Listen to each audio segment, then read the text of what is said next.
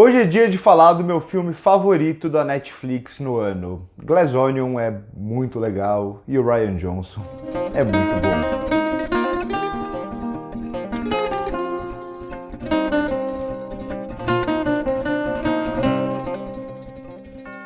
Chegamos àquele momento da Netflix que começam a aparecer os filmes mais voltados para premiações, esse tipo de coisa. Alguns esse ano muito bons, outros nem tanto, como é o caso de Ruído Branco, que vai estrear no final do mês, que já tem crítica aqui no canal.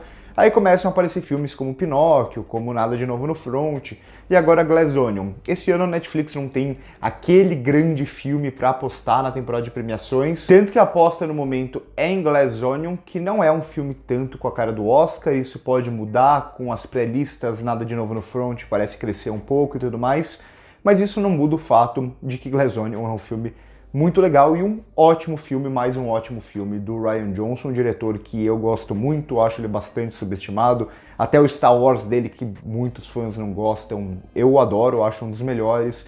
Gosto muito do primeiro Entre Facas e Segredos, tem vídeo aqui no canal. E eu não canso de recomendar também no meu Instagram pessoal, eu já recomendei aqui no canal, A Ponta de um Crime, que é o primeiro filme dele, que é uma espécie de neo-noir, meio adolescente, que também é muito legal. O Rian Johnson ele trabalha muito bem com gêneros acima de tudo e coloca um pouco dele em cada um desses filmes. E por isso é muito interessante ver como Glass Onion é um filme que lida com outros gêneros, que lida com o cinema de forma geral e que lida com ele mesmo, ou essa relação dele com o primeiro filme. Eu acho muito interessante como eles brincam com a própria ideia já do nome, Glass Onion, essa ideia desse castelo de vidro que na verdade é em formato de cebola. Essa brincadeira com algo que hoje se tornou muito popular falar, que são as camadas do filme ou as camadas da vida, como a vida é complexa e cheia de camadas, que em alguns casos até faz algum sentido, mas de certa forma, de forma geral, é sempre meio bobagem, digamos assim. É uma coisa que eu até brinco, que sempre que alguém for falar de um filme e usar a palavra camadas, desconfie, veja se é isso mesmo, que na maioria das vezes acaba sendo uma bobagem ou uma tentativa de tornar algo muito complexo. E de forma geral, o Rian Johnson vai brincar com justamente isso aqui. Ele vai pegar essa ideia de muitas camadas e no final vai mostrar pra gente algo que é muito mais direto, algo que é muito mais óbvio. Então quando ele começa a descascar essa cebola e descascar essas camadas de cebola, ele vê que no final ali só tem algo que de certa forma é muito simples, que é um filme de gênero aqui. Um filme de gênero que brinca com outros gêneros e que brinca com o cinema de forma geral. Só essa ideia de brincar com essa pseudo-complexidade, de usar a palavra camadas e tudo mais, já é uma brincadeira com o cinema de forma geral. Mas isso fica ainda mais interessante quando a gente vê a relação desse filme com o primeiro filme e com os outros filmes de whodunit, digamos assim, né? Que é essa ideia de quem é o assassino, que é algo que ele desmistifica um pouco no primeiro filme, né? Que deixa de ser um pouco sobre quem é e se transforma mais em um filme sobre o como foi cometido tudo aquilo. Aqui ele faz um pouco isso, mas a brincadeira dele acaba sendo outra de forma geral, né? Ele vai parodiar um pouco o próprio filme anterior, parodiar um pouco um gênero que já é, de certa forma, meio satírico desde a literatura. Porque se a gente pega nomes como Sherlock Holmes ou como Hercule Poirot, são já uma espécie de personagens mais estilizados, digamos assim, mais fanfarrões em certo sentido, e até os personagens que vão aparecer nessas histórias vão ir por uma linha muito parecida, e é isso que ele já brinca ali no primeiro filme, e aqui parece que ele vai entrar numa sátira da sátira, digamos assim. Então aqui tudo vai ser ainda mais exagerado, mais estilizado, maior, então ele faz essa brincadeira de uma sequência que tem que ser maior, tem que ser mais explosiva, tem que parecer mais complexa, com mais personagens, com mais atores. Eu acho isso muito interessante, né? Como, ao mesmo tempo que ele faz essa brincadeira, e aqui a gente tem um elenco gigantesco com grandes nomes, além, é claro, do Daniel Craig que volta, mas a gente tem personagens, atores até que estavam meio embaixo ou desaparecidos.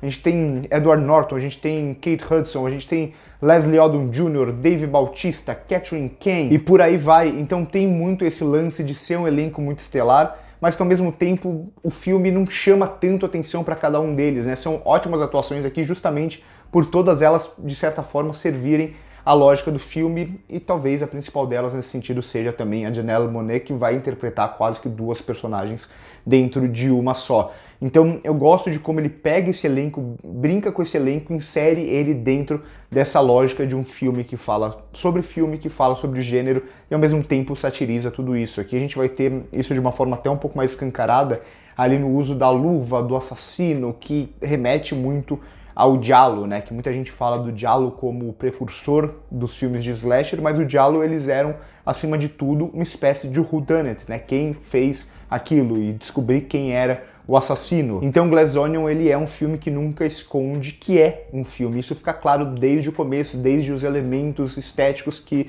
o Rian Johnson vai usar. Aquelas telas divididas inicialmente, ou os movimentos de câmera que ele mira em algumas coisas que ele quer que a gente olhe. Então ele vai e mira em dois personagens conversando afastadamente, como se fosse a visão, o plano subjetivo do Benoit Blanc, né, o personagem do Daniel Craig, como dizendo, olha, tem algo de interessante aqui. Então todos os movimentos de câmera, todos os usos de zoom vai ser sempre para trazer uma espécie de possível pista ou algo do tipo, como se tudo tivesse interligado de alguma forma. Só que a partir do momento que ele se revela como filme e ele segue essa lógica de pegar algo que soa complexo, soa cheio de camadas, mas no final é bastante simples, e a partir do momento que ele se revela como filme, ele revela pra gente também toda a trama aos poucos junto com o personagem do Benoit Blanc, primeiro escondendo o que tem ali e depois revelando qual era esse grande plano mirabolante que parte desde o início, aquele momento que a história para, a gente tem um flashback que mostra tudo sobre uma outra perspectiva. Então, Glass Onion, ele não só é divertido por ser esse filme de mistério com ótimas piadas, um grande elenco que parece não combinar, e aí tem até uma brincadeira interessante com a questão da internet, né, que ele fala em certo momento, esse é um grupo muito eclético, se a gente pega não só os personagens em si, que tem uma governadora que é de esquerda com um youtuber de extrema direita, com outra personagem que é Kate Hudson, e por aí vai, que parecem que são personagens que nunca poderiam estar em um mesmo ambiente, serem amigos, só que ao mesmo tempo eles são aqui, então essa dinâmica um pouco da internet, que quando o dinheiro tá por trás, essas pessoas acabam se unindo e tudo mais. Mas além de tudo isso, Glass Onion me ganha muito da forma como se diverte falando sobre o cinema e ironizando até o cinema, ironizando até o próprio cinema, no caso, Rian Johnson brincando até com seu filme anterior e aquilo que ele tinha construído, que já era uma espécie de sátira, que já era uma paródia muito respeitosa com as obras de whodunit, tanto do cinema quanto da literatura, e aqui ele brinca com essa ideia de crescer tudo isso ainda mais, tornar o filme ainda mais absurdo, ainda mais exagerado. Isso a gente vai ver em basicamente tudo, em todas as escolhas até aqui de cenário, né, toda essa mansão, essa ilha, esse tipo de coisa, e também nas atuações e também nesse plot do filme que vai se apresentando pra gente e parece cada vez mais mirabolante, parece cada vez mais fora da nossa realidade. Então, de certa forma, é o Rian Johnson não só falando sobre o gênero, não só brincando com esse gênero e nos divertindo com essa história de mistério, mas também é ele falando sobre o cinema de forma geral. E falando também sobre nós falando sobre cinema, né?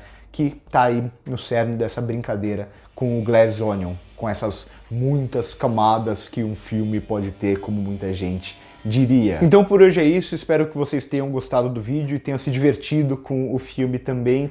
Se você quiser ajudar o 16mm, você pode clicar aqui embaixo em Seja Membro, se tornar membro do canal. A gente tem vários benefícios, tem vários planos, vocês podem trocar ideia de filmes com a gente, recomendar filmes pra gente fazer crítica e tudo mais. Curte o vídeo se gostou, se inscreve no canal se ainda não é inscrito, passa no primeiro comentário fixado para ver as nossas outras redes sociais. Por hoje é isso e corta.